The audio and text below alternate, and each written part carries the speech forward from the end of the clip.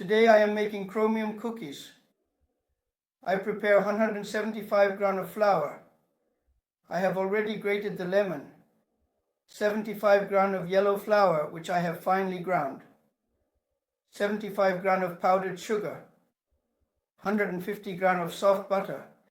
And 2 yolks along with a packet of vanilla. I mix everything together. Now at this moment I am preparing the dough. In a few minutes the dough is ready. A nice soft and elastic dough. Now I will put it into a machine that shapes it.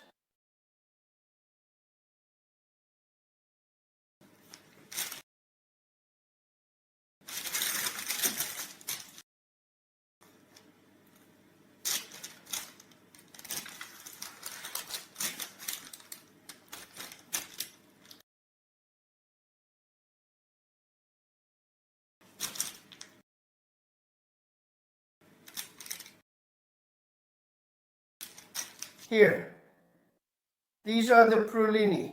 They are very good. Bake at 200 degrees for about 20 minutes. Or even less depending on the oven when they are golden. They are quite delicate and crumbly, very good.